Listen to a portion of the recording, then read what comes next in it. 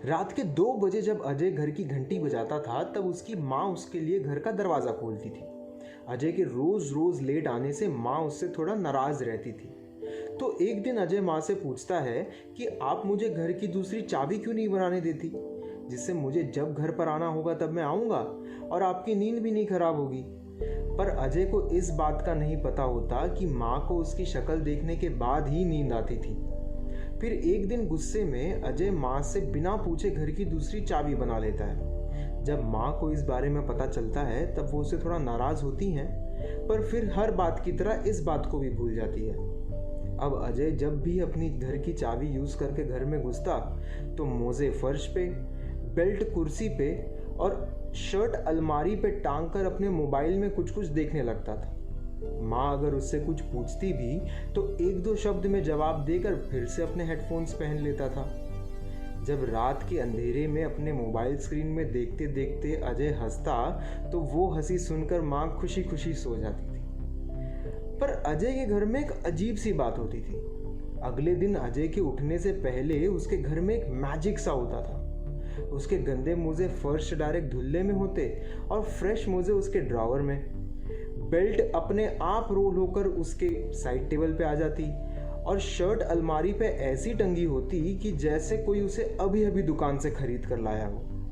अजय रोज की तरह लेट उठता और जल्दी जल्दी तैयार होकर अपने ऑफिस के लिए निकल जाता था।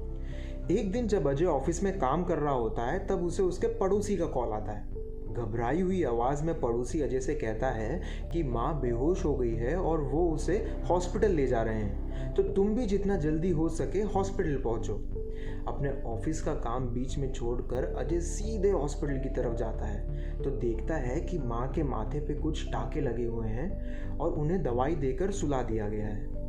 अजय डॉक्टर के कैबिन में जाता है तो डॉक्टर अजय को बैठाकर ये कहते हैं कि गिरने की वजह से उनके सर पर चोट लगाई जिससे वो बेहोश हो गई थी। कैटरैक्ट की वजह से फर्श पर गिरा हुआ सामान उन्हें दिखाई नहीं दिया होगा जिससे लड़खड़ाकर गिर गई होंगी वो। कैटरैक्ट सुन के अजय के चेहरे पे एक बड़ा सा क्वेश्चन मार्क आता है जिसे डॉक्टर पढ़ लेता है। डॉक्टर अजय से कहता है कि इनके दोनों आंखों में कैटरैक्ट है जिसकी वजह से इन्हें कम दिखाई देने लगा है। पिछली बार जब ये मेरे पास जांच के लिए आई थी तभी मैंने इनसे कह दिया था कि जितना जल्दी हो सके अपना ऑपरेशन करवा लें। इन्होंने बताया नहीं तुम्हें। अजय को इस बारे में कुछ पता नहीं होता है। अजय वहाँ से उठकर सीधे जाकर अपनी माँ के पास बैठ जाता है। थोड़ी देर बाद जब माँ अपनी आंखें खोलती हैं तो अजय गुस्से में माँ से पूछता है कि आपने मुझे अपने कैटरैक्ट के बारे में बताया क्यों नहीं। धीमी आवाज में माँ अजय से कहती है कि उस रात तो मैंने तुझे बताया था, पर शायद तेरे कानों में वो हेडफोन्स होंगे तो तुझे सुनाई नहीं दिया होगा। अजय वहाँ चुपचाप बैठा रहता है। थोड़ी देर में डॉक्टर वहाँ आते हैं और कहते हैं कि माँ को अब वो कैटरैक्ट का ऑपरेशन करने के बाद ही डिस्चार्ज करेंगे। उस रात अजय थोड़ा आराम करने के लिए अपने घर पर आता है और थक कर वहीं सोफे पर सो जाता है। कुछ घंटों बाद जब सुबह में उसकी आंखें खुलती हैं तो वो ये देखता है कि आज दूध टेबल पर नहीं बल्कि घर के बाहर दरवाजे पर ही पड़ा हुआ है।